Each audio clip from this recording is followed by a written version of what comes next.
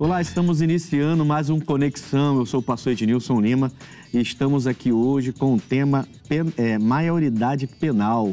Olha, vamos trazer esse assunto, acho que é um assunto de grande relevância, ainda mais com toda essa discussão no nosso país, se diminui, se não diminui essa idade. E a gente vai trazer aqui, eu acho que esse assunto vai trazer bastante conhecimento, entendimento para a gente e claramente eu estou aqui preparado com duas pessoas, dois convidados que vão nos ajudar bastante. Nós estamos hoje aqui com o pastor Wagner. O pastor Wagner Marcos, que é o nosso pastor agora em Guadalupe, né, pastor? Em Guadalupe. Seja bem-vindo. Muito obrigado, pastor. Eu creio que será de uma instrução muito grande. Esse tema é um tema excepcional. É um tema muito importante e que causa muitas dúvidas. Creio que vai ser bom então, né? Creio que vai ser muito edificante. E para nos ajudar, até eu e o senhor também, pastor. Estamos aqui hoje com o doutor Wilson Moura, que é advogado criminalista. Doutor Wilson, é um prazer tê-lo aqui com a gente. O prazer é nosso. Primeiro, muito obrigado pelo convite, obrigado aos telespectadores, obrigado aqui, o programa Conexão, por nos dar a oportunidade de trazer algo que ainda não tem uma definição, sequer institucional, uma definição pelo país. Nosso país é a favor, o nosso país é contrário. Existem pessoas que defendem uma tese, existem pessoas que defendem outra tese. E o direito é feito de teses, né? Umas vencedoras, outras não. Mas a gente vai, durante o programa, esclarecer e mostrar a todos, né, os telespectadores, o que nós podemos, a nossa visão, mas respeitando as outras teses também. Os pós e os contras, digamos assim, né? Sem dúvida, sem dúvida. Graças a Deus. Olha, a gente vai a uma matéria sobre esse assunto, depois a gente vai voltar para falar bastante sobre isso e eu acho que esse programa vai realmente trazer, vai clarear o entendimento de muita gente acerca desse assunto. Vamos a essa matéria então e voltamos já. Há mais presos do que vagas nos presídios no Brasil. São cerca de 712 mil presos em todo o país. Atualmente, a maioridade penal é considerada a partir dos 18 anos. Em uma pesquisa realizada em 2019 pelo Datafolha, 84% dos brasileiros entrevistados são a favor da redução da maioridade penal para 16 anos. Algumas pessoas defendem que uma educação de qualidade seria um bom ponto de partida para a diminuição dos crimes praticados pelos jovens. Além disso, o sistema brasileiro não é bom inserindo os jovens de volta à sociedade. Porém, muitos furtos e roubos são praticados todos os dias por jovens infratores que continuam repetindo a ação diariamente. Visto que não podem ser presos e as medidas do Estatuto da Criança e do Adolescente não funcionam. Amigos, a gente vê que o país, até, doutor, o senhor falava isso, né? O país parece que há uma separação muito grande em relação à maioridade com 18 ou abaixo de 18, né? A gente até comentava antes do início do programa que há algum tempo atrás isso era diferente, né? O senhor falou de 12 anos nos tempos do Império. A Constituição no Império.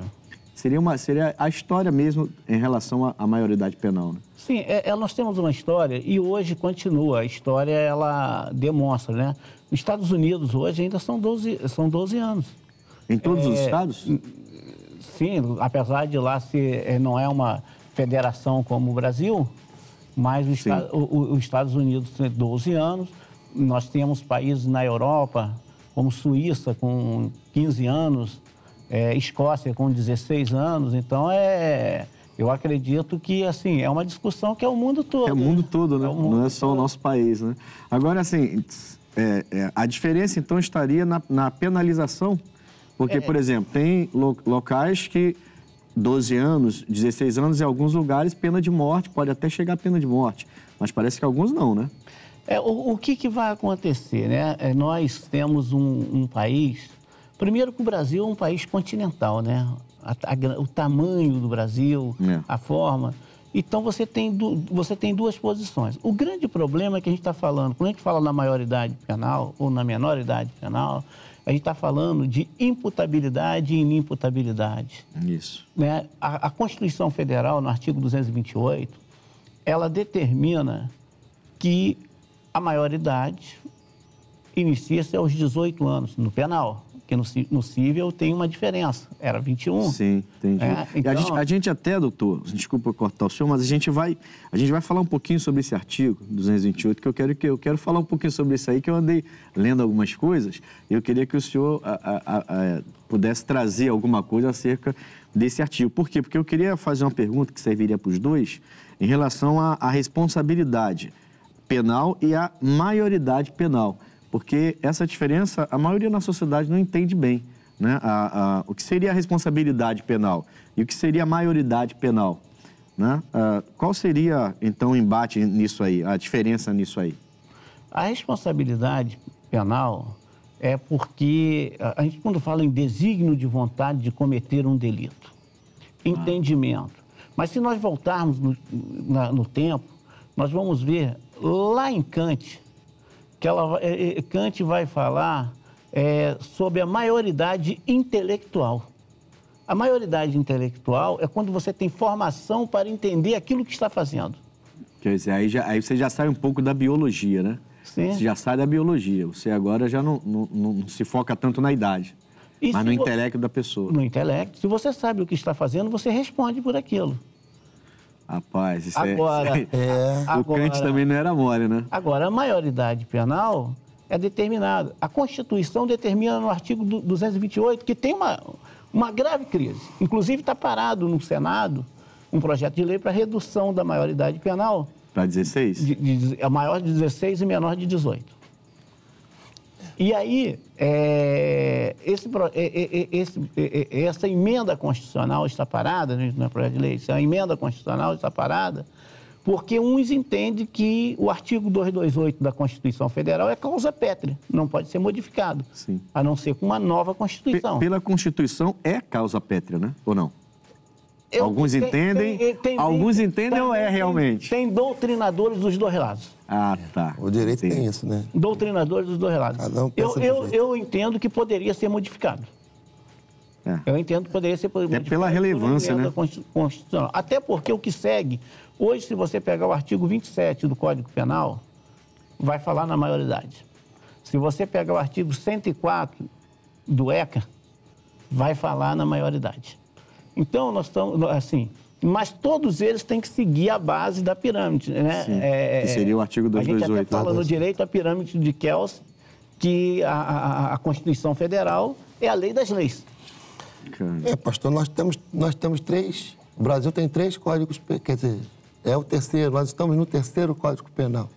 Em 1830, lá Dom Pedro ainda I, a responsabilidade era até os 14 anos. Não diz da parte menor, a partir de quantos anos começa. Sim. Mas até 14 anos era responsabilidade penal. A partir dos 14 poderia ser julgado como adulto. A partir dos 14. Do 14. Isso no tempo dos impérios lá. No tempo do império. Em 1890 veio o segundo código, que aí determinou a idade inicial. Por exemplo, a partir dos 9 anos, de 9 a 14, você tinha responsabilidade penal. Antes, então, de 90, não tinha abaixo. Não tinha uma idade determinada. Mas em 1890, veio até os 9 anos, é inimputável. Entendi. De 9 a 14, aí você responderia como adulto. A responsabilidade, seria a responsabilidade. Do 14 em diante, responderia como adulto. Aí já ia para a maioridade. Já ia para a maioridade. E aí, de 1940, que é o que a gente está hoje, veio determinando que de 12 aos 17, responsabilidade. Você tem 6 tipos de punição. Acima de 17, a maioridade. Acima de 17, a maioridade. Você ia colocar alguma coisa, doutor? A gente fala, mas assim, tem várias teses, nenhuma é absoluta. Nenhuma é absoluta. Tudo é relativo. São teses, né? E o direito é feito de teses. Porém, todos eles têm uma confluência final. A responsabilidade ela vai cair na família, escola, igreja. e você não tem como separar esse trinômio. Sem isso Bem você... que tenta, né? Sim. Mas é a forma que você tem, assim, a formação do caráter. Sim. Como formar um caráter sem família, escola e sem igreja. Tocou num ponto importante aí. Entendeu? Então, acho que a gente acaba levando. E, claro, que o mundo em si, ele traz, né? E essa discussão é muito grande, porque, de um lado, quem defende a manutenção da maioridade penal aos 18 anos, defende que os presídios são precários, são lotados. Na própria matéria a gente viu, né? Tem muito mais preso do que local para colocar os presos. A falta de condição, que ali vira uma universidade do crime, que o cidadão entra ali, vai parar numa facção, ou seja, sai de lá... Pior do que entrou. PhD na criminalidade. A periculosidade de alguém que já esteve num presídio é muito maior de quem nunca esteve. É uma realidade, então, né? Uma realidade da nossa sociedade, né? A pessoa entra lá e se ela não tiver uma base, como o senhor falou, família, igreja, educação, e ela não tem uma base, ela pode se enveredar, mesmo que tenha uma base, né? Estando ali dentro, ela pode entrar. E ainda vão defender o outro lado. Vão dizer que a maior parte da comunidade carcerária, ela é composta de negros e pobres. É uma realidade, não é? Também outra realidade. É uma realidade. Mas não é esse o motivo de ser da prisão. Não é esse o objetivo. E aí eles vão chegar ao objetivo que eles querem, que a finalidade da pena qual é? A reinserção, a reintegração do cidadão à sociedade. Deveria ser, pelo menos, né? E isso não vai acontecer. Mas, de outro lado, também é uma realidade para quem defende a redução da maioridade, defende porque tem motivos muito fortes. Vamos lá. Principalmente no crime, se a gente for pegar na prática, no crime de tráfico de drogas, toda vez que é preso um maior de idade, a droga está na mochila de um menor. Sim. No crime de roubo, também é a mesma coisa. Então você tem a divergência, você tem a diferença de que alguém quer pegar um inimputável para assumir a responsabilidade do crime. Sim, sim. Não é para menos que a gente vê nas comunidades, a idade cada vez menor, você vê o rapazinho lá de 7, 8, 9 anos já trabalhando no tráfico exatamente por isso. São alistados exatamente por isso, né? Começa de fogueteiro e vai subindo na hierarquia do crime. Vai subindo e conforme a idade vai passando, vai subindo, né? Mas, assim, é uma realidade também, tá?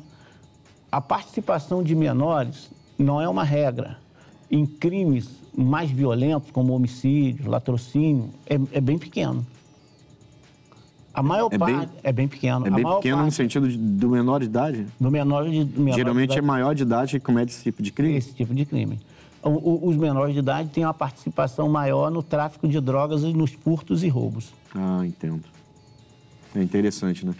Dá a impressão assim, como pastor, falando como pastor, né? Dá a impressão que ainda dá jeito, né? Ainda tem como mudar essa história se houver a boa vontade, de fato, para mudar, né? Se as famílias... É claro que o Estado tem a sua parte de culpa. Se o Estado desse uma educação melhor, se eu o Estado até desse queria uma condição de partir lazer... para esse lado, doutor e pastor. Eu queria passar para esse lado, porque assim, muita gente defende que o maior investimento na educação seria suficiente para acabar com tudo isso. Eu até, particularmente, eu acho que poderia diminuir bastante, né? Mas a Europa, por exemplo, que é um continente com muita cultura, com muito investimento, em educação e tudo mais, a gente vê que não acabou com a violência, não vai acabar mesmo. Mas há uma diferença realmente, né? Há uma diferença grande. Aí, será, aí a opinião de você, eu vou até começar com o senhor, pastor. O senhor acha que se os nossos governantes, os nossos políticos investisse mais na educação, mas na educação mesmo, não é educação para formar um grupo minoritário ou para formar uma ideologia, não. Educação direta, como a gente sempre teve, como a gente sempre viu, uma educação que vai fazer a pessoa crescer culturalmente, mas não puxando para um lado nem para o outro, não. aprendendo, cultura, família, igreja, como o doutor falou. Será que realmente poderia melhorar? Eu creio que sim, pastor. Acabar, como a pergunta sugere, dificilmente. Porque é histórica a violência. Né? A própria Bíblia diz que a terra é cheia de violência. Né? É. Mas que diminuiria e muito, isso sim. Mas uma educação completa, como o senhor disse, assim, né? Porque aquela sensação, né? De você, por exemplo, você está num carro e a sensação de você ouvir um barulho de uma moto, você já... Né? Já se assusta. Você já dá aquela travada, você já olha para ver quantos tem na moto, se são 2, se tem capacete, se não tem, se estão parando perto do seu carro, se estão... Quer dizer, essa é o Rio de Janeiro todo, e não só o Rio de Janeiro, é o país todo, né? E não é só... Mas assim, isso eu acho que melhoraria, daria para melhorar essas coisas. Né? Tem estudos, pastor, pesquisas, que dizem que em locais onde a educação é mais elevada, o índice de menor infrator é bem grande. Eu tenho uma posição, e a gente até... Vou ser criticado que eu vou falar aqui. Eu acho que a ideologia Paulo Freire fez mal ao país. Você tratar a criança desde o início como um coitado, aquele que pode fazer o que quer, ele tem que fazer à vontade.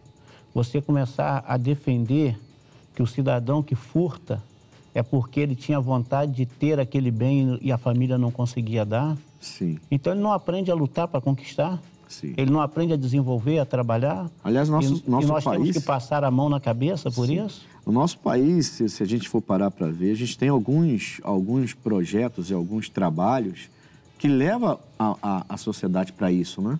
Quer dizer, a pessoa ela é levada a esperar ajuda e não ir atrás de conquistar, de ter suas conquistas, né? Você vê homens aí formados que preferem ter 2, 3, 4, 5, 6 filhos para receber ajuda do que trabalhar. Você vê locais do nosso país passando por isso. E esse caso da criança aí é bem interessante, porque, poxa, você rouba um celular porque você quer ter um celular, mas você sabe lá... Tem gente... Eu vi um caso de uma pessoa uma vez que o celular dela foi roubado e em pouco tempo já entraram na conta dela. Esse menor... E foi o menor que roubou. Esse menor que roubou, então ele roubou porque ele queria ter o celular e o pai não pôde dar?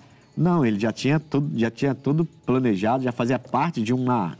Sei lá, como é que chama? Quadrilha? Ele era uma engrenagem numa cadeia. Exato. Uma cadeia de crimes. Exato. Esse celular nem ficava com ele. Ele só pega e passa. Rouba para revender. Pois é. Quer dizer, ele revende essa cadeia, essa colocação é perfeita, né? A cadeia de crime, que aí já vai pegar o celular, já vai entrar e, de repente, a sua conta já entraram na sua conta em poucos minutos. Já foi invadida. Poucos minutos após o roubo, quer dizer. E aí você tem essa frouxidão, não sei se eu posso chamar assim, doutor, essa frouxidão onde os adultos se aproveitam das crianças para a prática de alguns crimes. Agora, é claro que a gente vê assim, a gente tem, no Brasil tem uma dívida social que, mais assim, eu culpo a algo que mexe, que é a corrupção. A gente está falando da maioridade penal, mas enquanto Brasília for um mar de lama e nós não cuidarmos que a fonte da água podre nasce nos municípios, porque quem começa a corrupção vem na vereança, o vereador que vira prefeito, o prefeito que vira deputado, deputado que vira senador, que vira governador, que vira presidente. Então nós temos uma regra e o cara passa a ter um convívio com a corrupção. Nós vimos aqui o ex-governador Sérgio Cabral, uma certa vez, dizer que era um vício. A corrupção para ele era um vício, ele não conseguia ficar sem. Pois é, a gente tem que conviver com algumas coisas meio difíceis, né? Pastor Wagner, a gente até já falou do artigo 228, o doutor falou bastante sobre esse assunto. Provavelmente, durante o programa, a gente vai voltar a falar desse artigo novamente. Mas eu queria perguntar ao senhor o seguinte, a gente falou de educação também, a pena de morte para adolescentes em caso de crimes hediondos, lógico que é uma matéria que o doutor ele domina muito mais do que a gente, né? Sim. Mas assim, a gente como ser humano, como pessoas e até como pastores, né? que o senhor acha disso, no caso? Qual seria a sua opinião acerca da pena de morte para adolescentes? A gente sabe que no nosso país não tem, né? Não tem a pena de morte, até tem, mas são casos específicos, né? Mas nesses casos, por exemplo, alguns países, como o doutor falou, tem essa penalidade, pode imputar a pena de morte em menor de idade, dependendo do crime, né? Exato. Nesses casos de crimes hediondos. O que o senhor pensaria acerca disso? Mas como pastor. Como pastor? Como homem de Deus. Como homem de Deus. É. Bom, como homem de Deus, pastor, eu penso o que a Bíblia fala. E a Bíblia diz que para Deus tudo tem jeito. Para Deus nada é impossível. A gente tem um papel difícil, né? Exato. Porque a gente tem que, às vezes, contra o que todo mundo está pensando. Está pensando. Né?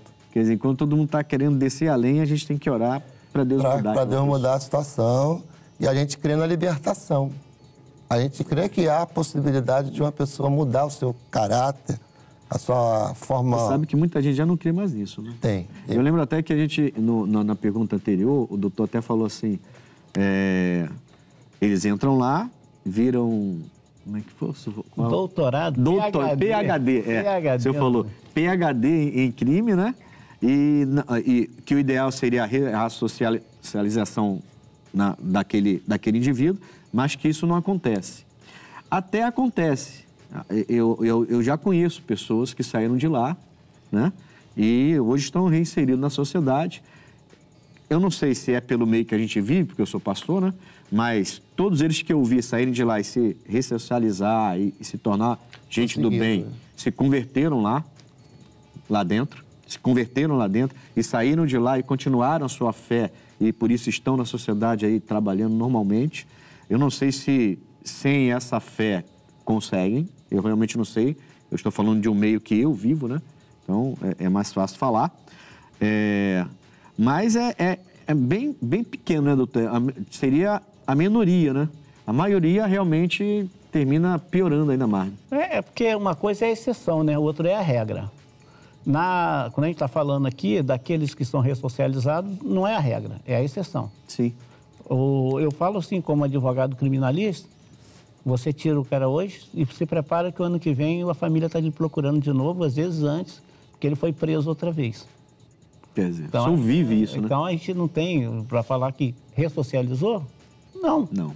Agora, a questão da pena de morte é uma questão diferenciada. Pena de morte, a nossa Constituição não permitiria, né? Mas não é a minha praia, eu vou falar na de vocês, são pastores, né? Porque a gente volta lá, na cruz de Cristo, né? Sim. Aquele ladrão da cruz estava ali, o que ele tinha feito para ter parado ali?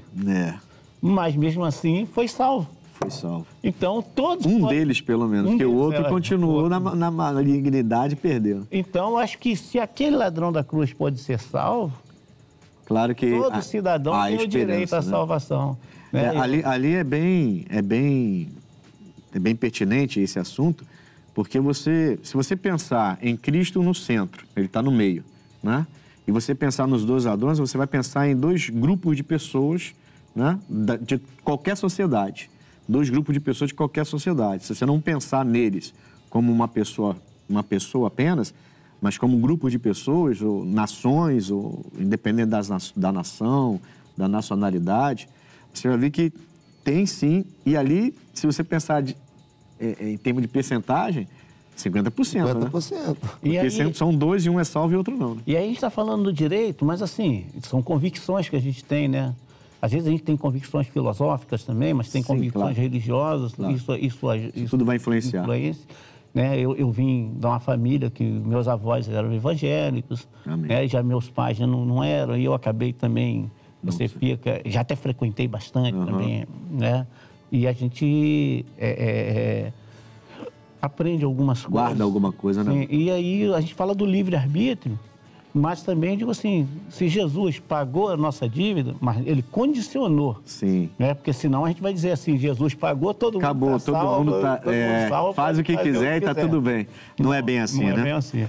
Mas a nossa legislação maior, né, a nossa Constituição, não permitiria a pena de morte no Brasil, principalmente para esses jovens. Menores, né? Principalmente para menores.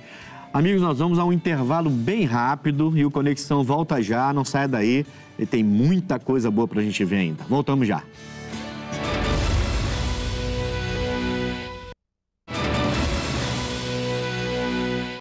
Voltamos com Conexão e hoje estamos aqui com o doutor Wilson Moura, que é advogado criminalista, e também estamos aqui com o pastor Wagner Marcos, o nosso pastor da nossa igreja em Guadalupe, falando sobre a maioridade penal. O assunto tá bom demais, tá pegando fogo aqui e a gente precisa falar bastante sobre isso, porque é uma discussão sempre presente na nossa sociedade, sempre presente. Aliás, acho até, doutor, que a sociedade devia se envolver mais nessa discussão, né? Porque... Sem dúvida. Né?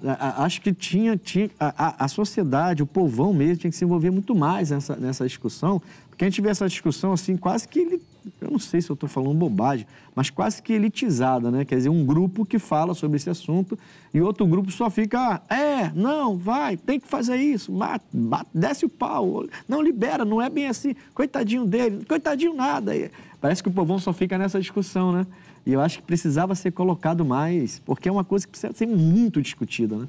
A sociedade civil organizada, ela, na verdade, no Brasil, ela está muito desorganizada. Sim. Porque essa pauta, ela começa a ser discutida, ela tem que... Quando eu falei, você fala em casa, você fala na escola, você fala na igreja, mas você também vai organizar, seja na associação de moradores, associação de bairros, sindicatos. E, às vezes, a gente é muito egoísta. A gente está num sindicato e eu quero saber do meu salário. Quando que vai aumentar o meu salário? Qual é o que eu preciso? As minhas horas de trabalho? O que eu vou ganhar? Mas eu não quero saber da condição da população. Se amanhã todos ficarem ricos, vão ter que morar em condomínio fechado sem poder sair de casa. Alguns condomínios hoje, inclusive no nosso estado, né? Alguns condomínios hoje, tem tudo lá dentro. Tem mercado, tem cinema, tem tudo, tem academia, tem colégio, né? Tem tudo e a pessoa só sai do condomínio dela se realmente tiver que sair. Só uma necessidade. Quer dizer, é como estamos vivendo, né? Separando a sociedade. Pois é, completamente, né? Mas assim, pastor, qual seria a idade ideal? Essa pergunta aqui é meio capciosa, porque qual seria a idade ideal para uma aplicação da maioridade? Bom, pastor, existe uma batalha grande, isso desde o começo, né? A gente falou sobre isso desde o Império. Esse assunto, desde o Império. Começa com 12, 14, vai. Agora querem voltar para 16 e isso, 18. Tem um projeto de emenda constitucional onde tramita para diminuir para 16. 32, 12. 32, 12. 33, 12. 33 de 2012, essa emenda. E a população está também em cima dessa idade aí. Menor de idade, 16 anos. Agora, aqui a pergunta é minha opinião, não é isso? Sim. A minha opinião. Bom, o ECA diz que até 12 anos não tem nem responsabilidade. De 12... Até 12. 12 anos. Sem criança. A gente vê que há umas disparidades, umas coisas estranhas, né? Porque, quer dizer, com 12 anos, até 12 anos você não pode ser imputado a você uma responsabilidade, você é uma criança. Mas para outras decisões, né? Aí eu entraria até no outro programa, que é mudança de sexo, um monte de coisa. Querem dar liberalidade para uma criança abaixo disso aí. Aí você pode pensar e dizer o que você quer ser. Mas, na hora de roubar um celular, não pode. Não pode. São umas coisas estranhas. Por isso que eu falo, a sociedade tem que discutir mais isso. Tem que discutir mais. Aí, dos 12 aos 18, aos 17, né?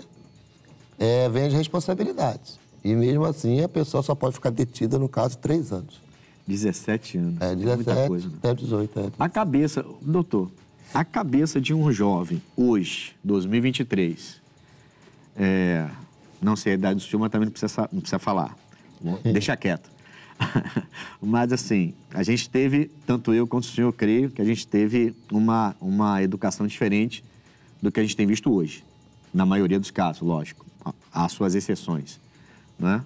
E eu fui criado, quando criança, debaixo de muita rigidez, embora tivesse uma infância, tenha tido uma infância muito com muita liberalidade, com muita diversão e tudo mais, meus pais eram bem ali, né? Se eu chegasse em casa, por exemplo, com uma caneta, um lápis e uma borracha e não fosse minha, dada pelos meus pais, minha mãe voltava na hora no colégio para ir até a diretora e saber se o colégio realmente tinha dado aquele lápis, aquela borracha, ou se eu tinha pego de algum colega, né?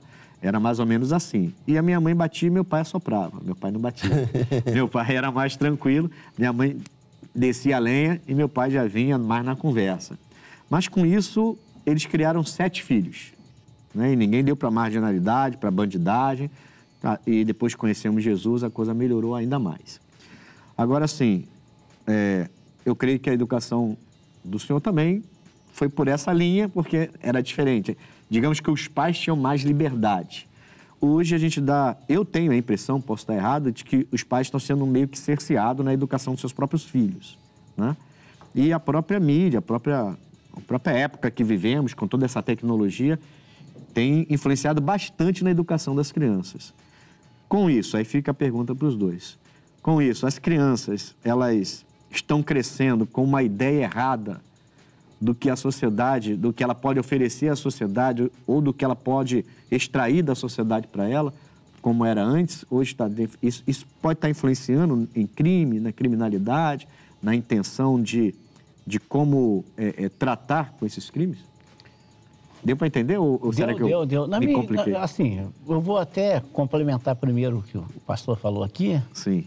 Cada um tem uma opinião, né? Eu acho que a questão intelectual ela vai dizer quando que eu tenho o entendimento do que eu estou fazendo.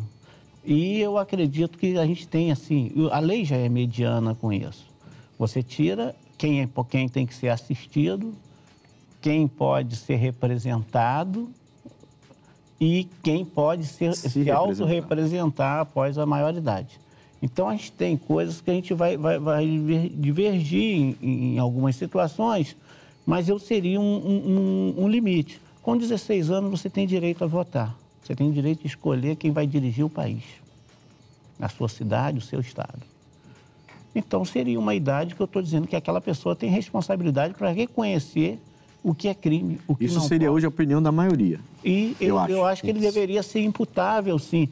Mas aí nós vamos encher mais os presídios com negros, com pobres... E com jovens. E com jovens negros e pobres. Tudo bem. É uma realidade? Mas nós iríamos reduzir. Nós iríamos parar daqueles que estão aliciando esses jovens para cometerem crimes, porque sabe que a penalidade deles é mínima. Sim, mas assim, agora, por exemplo... voltando lá... Só fazendo um adendo aí. Se o traficante percebe que com 16 anos agora ele não pode mais usar aquele jovem, porque ele vai dançar. Ele não vai diminuir essa idade, não vai pegar os garotos de 10, 12, 8, 7, 5. Porque, assim, a realidade nas favelas, a gente sabe que é pesada, né? Você ter pessoas perto da miséria. Então, você pega uma criança de 8 anos que ganha, sei lá, R$300 por semana para fazer um trabalho, porque não vai ser imputada a ela nunca uma lei, quer dizer... Alguns pais que, se não tiverem, vou falar assim claramente, se não tiverem juízo, vão até achar bom, porque o filho está trazendo para casa toda semana R$300, R$400. E aí a gente não vai entrar no mesmo problema ou não? Eu só estou, assim, não estou dizendo que eu concordo ou discordo, só estou jogando uma pimenta aí. A pena do aliciador tinha que ser mais severa. Isso. O aliciador, ele não responde pelo Código Penal. Não o aliciado, o aliciador. O aliciador, ele responde pelo 246 do ECA. Então, ele tem uma vantagem. Ele utilizou da mão de obra de um menor que é inimputável para cometer o crime que ele quer cometer. O que esse artigo fala exatamente do aliciador? O senhor pode esclarecer um pouco mais? Corrupção de menores. A corrupção. Qual seria a penalidade para essa corrupção de menor? É bem pequena. Aí é o ponto, então. É bem pequena. Esse seria o ponto, né? Quer dizer, você baixa para 16, mas você, então, aumenta a imputabilidade sobre aquele que... O aliciador. Alicia... Se o aliciador mandou alguém cometer um delito de roubo e durante esse roubo aconteceu um latrocínio, o aliciador devia pagar pelo latrocínio que foi ali. Já que o menor vai acabar ficando 3 anos numa internação. Sim. E o aliciador solto. Solto, porque...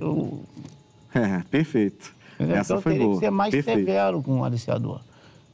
A responsabilidade daquele que é maior. Porque fica muito fácil, o mundo do crime aí fica muito fácil. Sim. Pastor, agora é contigo. Eu concordo plenamente com o pastor, com o doutor, mas isso é uma bola de neve, porque hoje eu sou aliciado. Sim. Se o senhor me influenciou a cometer um delito, o senhor vai pagar por ter... Tinha que me pegar como exemplo, logo eu, pessoa tão boa. Se o senhor me influencia a cometer um delito, sim, eu vou cometer tal delito, o senhor será punido de uma forma severa pelo... Mas você cometeu. Você vai ser, pelo que o doutor está falando, pelo que o doutor está falando, não. Pelo que está na legislação hoje, exato, você que cometeu vai ter uma pena maior do que eu que te fiz cometer. Isso. Só que amanhã ou depois, eu vou cometer um delito sem estar sendo influenciado pelo senhor. Mas aquela primeira influência já não te jogou nisso? Mas você vai pagar por aquele que eu cometi ali hoje. E o outro que eu cometi. Não, aí é contigo. Mas eu já aprendi a fazer, já mas aí é contigo. De fazer. Aí é contigo. E é a bola de neve que eu estou lhe dizendo. A gente tem muita coisa para melhorar. Muita coisa para melhorar. Muita coisa para melhorar. Deixa eu perguntar para o senhor. A gente trouxe aqui a minha produção. Trouxe aqui Ezequiel 18:4 e Ezequiel 18:20. Que fala um pouco sobre isso. Que diz assim, Ezequiel 18:4 diz assim: eis que todas as almas são minhas, como a alma do pai, também a alma do filho é minha. A alma que pecar, essa morrerá. Rapaz, de vez em quando Deus pega pesado. Mas é isso aí. Agora, olha o 18:20. A alma que pecar, essa morrerá. O filho não levará a maldade do pai, nem o pai levará a maldade do filho. A justiça do justo ficará sobre ele, e a impiedade do ímpio cairá sobre ele. É mais ou menos o que a gente está falando, né? Exato. Tanto o que o doutor falou, como o que o senhor falou. Eu entendi também o que o senhor falou. Sim. A situação da bola de neve. Eu acho que o doutor também entendeu, porque é o que vai acontecer, é o que tem acontecido, na verdade. A gente tem sempre aquela fé de que vai melhorar, mas é o que tem acontecido no nosso país. Mas, assim, por esses dois textos do Ezequiel, a Bíblia fala que aquela alma que pecar, ela vai se responsabilizar pelo erro dela, pelo crime dela, pelo que ela faz. Deus não vai colocar aquele peso no pai, ou no caso do pai, no filho. Não. A alma que pecar é essa que morrerá. Inclusive o texto do Ezequiel 18 é a responsabilidade pessoal. Então fala sobre isso. A responsabilidade Esse é o tema, né? O julgamento de Deus, o julgamento dos homens é muito diferente, né? O julgamento dos homens... Diverge, converge vamos lá. em alguns pontos. Eu como um advogado criminalista, eu não preciso provar a inocência do meu cliente, basta eu gerar dúvida. Se eu gerar dúvida, eu vou pedir o indúbio pro réu e vou absolver meu cliente. Mesmo que seja culpado. Mesmo que seja culpado. Mas eu não tive, principalmente porque o Código de Processo Penal, no artigo 386, no inciso 7º, ele tem lá, nesse inciso, que diz assim, não há provas suficientes para a condenação. Ele não disse que não há provas. Não há provas suficientes. Então, se eu gerar uma dúvida, é o suficiente para poder absolver alguém. Caramba. Seria aquele caso, por exemplo, como às vezes a pessoa tem certeza que aconteceu o crime, mas não acharam o corpo? Sim, nós tivemos o caso do goleiro Bruno um pouco diferente, mas a média é essa. Ali fugiu a regra, não fugiu, não? Fugiu. Agora, nós temos as situações, por exemplo, você está lá com o seu carro, lá no estacionamento aqui da igreja, e alguém furtou o seu carro. E lá tem uma câmera de filmagem. Sim. A câmera tem, por algum motivo, a imagem não está boa. O advogado de defesa vai gerar uma dúvida que poderia não ser o cliente dele. Entendi. O réu. E mesmo que todos saibam que tenha sido... Que outros tenham visto e ele vai conseguir gerar. Aquela filmagem vai ser a favor, no caso. Se você gerar uma dúvida, você consegue a absolvição em cima do que a lei está afirmando. Entendi.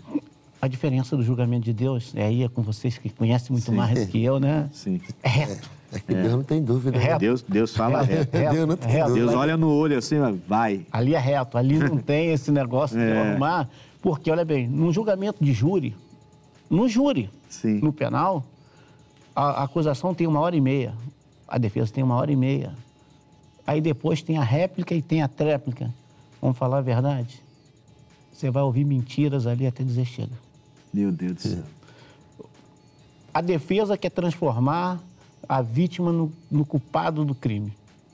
Eu até brinco, às vezes o cara fala assim, um projeto de arma de fogo, o cara deu um tiro na cabeça do outro, o cara disse que assim, não, mas foi a cabeça que foi de encontro ao projeto de arma de fogo.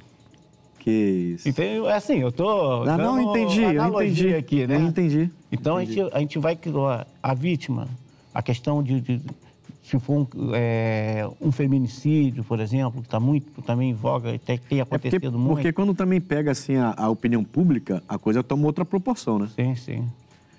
Que é o caso do Bruno também, né? Ali entrou pela opinião pública também, acabou. Mas fugiu a regra do processo. Fugiu a regra, né? Influência da internet. Vamos lá. Vou começar pelo senhor, pastor. Influência da internet para menores cometerem crimes. Eu já ouvi pessoas falando que internet, jogos, desenhos, não influencia. Eu acho que influencia muito, mas muito mesmo. Né? É o meu ponto de vista, estou dando o meu ponto de vista. Mas o que você acha? Influência da internet para menores cometerem crimes. Foi até lá em Petrópolis ou Teresópolis, teve um jovem que foi preso agora, 16 anos.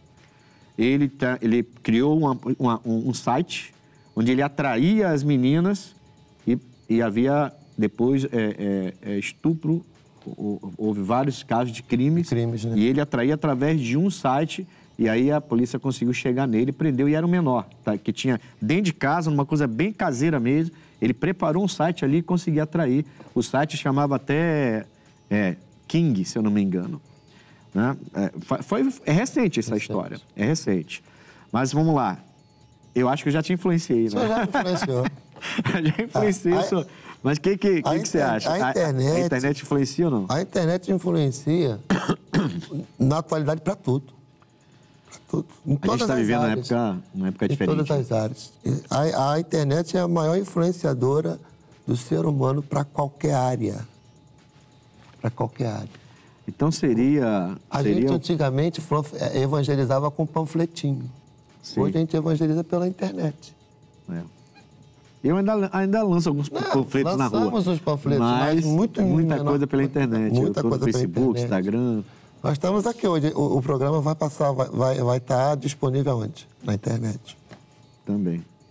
A internet influencia para tudo. Aliás, já que ele falou, conexão, pastor Ednilson Lima, YouTube, vai lá, faz inscrição, toca no sininho, não esquece, para você poder receber os nossos programas. Pode continuar. Então, eu creio que... Aproveitei aqui para... O merchandising. Eu creio que a internet influencia muito a parte da criminalidade, como também influencia para outras áreas, né? Mas a gente está falando da criminalidade do jovem, né? Como o senhor mesmo acabou de relatar. Pode influenciar para o bem e para o mal, né? Para o bem e para o mal. É muito difícil falar, porque assim, quando a gente fala do bem e do mal na internet, mas aí também entra a responsabilidade. Será que a família está jogando a responsabilidade para as outras instituições? Muitas vezes hoje você diz assim, a família quer levar o problema da casa que o garoto leve para a escola. Sim. O garoto quer que se solucione algo que é familiar na escola. Então, assim, quem deveria dizer... Só que a gente vive num mundo hoje muito complicado também, onde eu falo assim, o pastor falou da infância, eu apanhava da minha mãe e meu pai era pior. Meu pai era difícil me bater, mas no dia que batia era... Sai de baixo. Então era pior. E meu pai apanhou muito do meu avô. Porque então, quanto mais longe você vai vendo que está todo mundo aí. Hoje você é formado, um advogado criminalista, quer dizer, né? Então, a gente hoje em dia não pode fazer mais nada. Hoje, se o pai chama a atenção do filho um pouco mais severo, daqui a pouco o conselho tutelar está pode estar lá, né? Quer dizer, a gente não está fazendo aqui apologia à violência doméstica, não, tá? A gente não está fazendo aqui apologia à pais baterem seus filhos, nenhuma violência, nada disso, tá? Não é nada disso. Porém, existe essa situação onde os pais claramente estão sendo cerceados de ensinar seus filhos. E alguns estão sendo negligentes mesmo. Negligentes no sentido de deixar seus filhos assistir o que quiserem, ver o que quiserem e achar que não influencia. Como que não vai ser influenciado se uma criança de 5, 6 anos vai jogar um jogo onde ele pega, quando alguém vem para cima dele, ele pega uma 12 e estoura a cabeça da pessoa? Vai dizer que isso não vai influenciar uma criança de 5, 6 anos de idade? 5, 6 anos, pastor, não deveria nem ter celular. Não era para ter. Não era para ter. Quanto mais internet no celular. Saiu um estudo agora, essa semana, de que criança de 2 anos, de 2, 3 anos, não era para ter contato com o celular. E até com televisão. Era para se evitar contato com o celular e televisão para criança de 2 a 3 anos. É um estudo. É a ciência falando para a gente. Mas, infelizmente, estamos vivendo numa época em que a criança pega um celular de 2, 3 anos e mexe até melhor do que a gente. E o pai e a mãe, para poder fazer N coisas, deixa a criança lá com o celular e com o Wi-Fi aberto. E com o Wi-Fi aberto. Para poder navegar em tudo e aí... Ele mesmo baixa os joguinhos deles, né? Pois é, influencia bastante. E isso corre outro risco. Quem faz isso com o filho, corre um outro risco. O aliciamento. Sim. E existe muito estupro de vulnerável sendo aliciado na internet. Na internet. Perfeito. Qual o principal objetivo de um jovem hoje quando ele decide cometer um crime? O principal objetivo. Jovem, qual seria o principal objetivo? Ostentação. Ostentação? Esse seria a motivação do jovem? A meu ver, sim. Eu também concordo com o pastor na ostentação. E a gente pode ver... Qual é o grande problema? Por que o garoto vai ser avião do tráfico? Porque ele quer andar com tênis Nike, uma bermuda de marca, um relógio, cordão, e ele começa a aprender que ele vê que o outro que fez aquilo, que já ganhou degrau na hierarquia do crime, ele pode ter aquilo. E ele, na casa dele, não pode. Pelo contrário, chega em casa, às vezes, vê a mãe chorando que não tem nem o que comer em casa. Mas é interessante que a gente trata muito com comunidades, né? Então, a maioria dos jovens que estão no tráfico, né, que estão lá, bem lá embaixo mesmo, né, começando, né, eles não se preocupam em levar comida para casa. A preocupação realmente não é essa. Porque a gente fala com as vós, com os pais, e não é isso. Pode até começar com isso, né? Com essa intenção de ajudar os pais. Mas geralmente vai para esse lado da ostentação aí. Né? E os pais ficam sendo deixados de lado. Né? Que coisa, hein? Ó, nós vamos agora ao quadro Opinião. Vamos lá nas ruas com nossos repórteres, que eles vão perguntar o seguinte. Aí depois a gente vai conversar sobre. Você é a favor da redução da maioridade penal? Eu acho que vai ser unânime isso aqui, hein? Vamos ver, mas eu acho que vai ser unânime. Você é a favor, essa é a pergunta. Você é a favor da redução da maioridade penal? Vamos ao quadro Opinião e voltamos já com Conexão. Eu sou a favor da redução da maioridade penal, porque se os jovens ficam inimputáveis, é mais fácil, né, de estar cometendo os crimes com a sensação de poder fazer qualquer coisa. Eu acho que um jovem de 16 anos, ele já tem consciência do que é certo e do que é errado. Então, eu acho que quando houver mais uma cobrança, acho que o jovem vai se sentir mais responsável e ficar um pouco atrás. É um caso a ser pensado. A partir dos 16 anos, eu acho que é válido. Até porque, com 16 anos, os jovens já começam a tomar uma consciência, né? E eu acho que ele pode ser responsabilizado, sim, no que faz. Sou sim, porque eu acho assim que como os jovens de hoje em dia têm idade para votar, eu acho que é obrigatório, não sei, eu acho também que eles têm idade para assumir os erros dele. Porque eu acho que hoje em dia a juventude está perdida, entendeu? Uma geração assim perdida, que se não tiver uma base familiar bem estruturada, os pais dando aquele exemplo, que o exemplo vem de casa, os jovens, é isso que a gente está vivendo aí, que a gente está vendo, entendeu? Sim, sim. Porque eu acho que a pessoa, depois que ele passa dos 15 anos, ele já sabe o que é certo e o que é errado. Sim.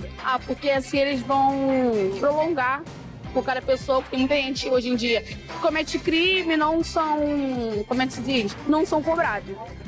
Eu acho que aumentando a lei vai ser certo, no caso. Não. Pô, mano, se reduzir, as pessoas vão continuar fazendo crime, né, mano? Então tinha que aumentar para as pessoas não querer ser preso, né? Você vê que é unânime, né, o assunto. Acho até que o último ali não compreendeu bem a pergunta, porque a impressão que eu tenho é que ele quis falar a mesma coisa, né, dos outros. Foi unânime. E aí? Redução, acho que já falou bastante sobre isso, né? O que vocês acham? Eu concordo. Reduzir. Concorda com a redução? Concordo. 16, no caso. Hoje seria o ideal. Um bom limite. Um bom limite? Bom limite. Um bom limite. Eu lembro bem rapidamente, da Bíblia Sagrada, de Números 14, 29, que fala assim: neste deserto cairá o vosso cadáver, como também todos os que de vós foram contados segundo toda a vossa conta, de 20 anos para cima, os que dentre vós contra mim murmuraste. É outra época, logicamente, né? Uma época bem diferente, mas ali Deus ele mostra que ele tira a imputabilidade de 19 anos para baixo e de 20 anos para cima ele vai. Fala assim: vocês erraram e vocês vão ficar no deserto. De 19 anos para baixo eu vou tirar disso aí.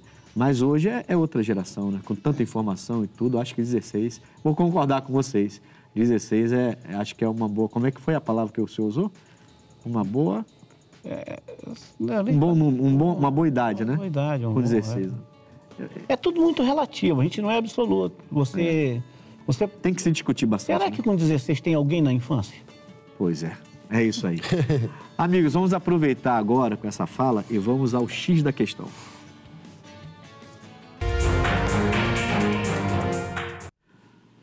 Bom, acho que ficou bem claro que é um assunto que precisa ser colocado na mesa. Precisa ter muita discussão sobre esse assunto. E essa discussão não pode ficar só com aqueles que fazem as leis, aqueles que criam as leis, aqueles que formalizam as leis. Não, essa discussão tem que ficar na sociedade, ela tem que ir para a rua. E como a gente fez agora com a opinião, mas tem que ir muito para a rua, para que a gente possa ver o que o povo pensa disso e que os governadores, os governantes, né, possam então tomar as decisões melhores. Aparentemente, a maioridade até os 16 anos seria o ideal, que todo mundo pede. Mas tem que ter muita discussão e eu acho que isso é o X da questão de hoje. Bom, eu estive hoje no Conexão com o doutor Wilson Moura, que é advogado criminalista, e o senhor falava com a gente que tem um podcast aí lá na Baixada, né? Vou aproveitar para fazer o merchandising, né? Podcast Vozes da Baixada, toda segunda-feira às 18 horas, a gente está no canal de YouTube, e a gente tem colocado, levando as demandas, os anseios da população que vive na Baixada. A Baixada tem mais de 4 milhões de eleitores, tem mais de 5 milhões de habitantes. É uma potência. E a Baixada tem que ser tratada como ela deveria ser. Sim. Ter um olhar mais carinhoso das autoridades do Estado e até da União, para que melhore a qualidade de vida do IDH, o IDEB, para que a Baixada seja possante, né? Concordo com o senhor. Então, hoje, já podem te ouvir lá,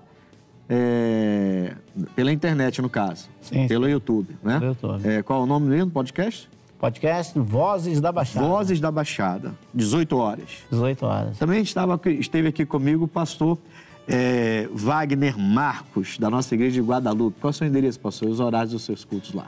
Pastor, o meu endereço é Avenida Brasil, número 23.536. Fica ali ao lado dos bombeiros. Ao lado dos bombeiros. E domingo, como é que fica domingo lá? Domingo é 8 da manhã. 8 da manhã? Até 8, segunda 18. 18 horas. Por enquanto... Se for lá domingo agora, vai encontrar o senhor lá. Uma benção. Vai encontrar, vai sair de lá abençoado, com certeza. Olha, eu estou na rua Coronel Tamarindo, 2030, ali em Bangu, na zona oeste do Rio, em frente à estação de trem de Bangu, todo domingo, 7, 9 e meia, 15 e 18 horas. E não esqueça de entrar lá no YouTube, Conexão, Ednilson Lima, faz lá a sua inscrição e acompanhe a gente lá, tá bom? Um forte abraço, ficamos por aqui e até o próximo Conexão.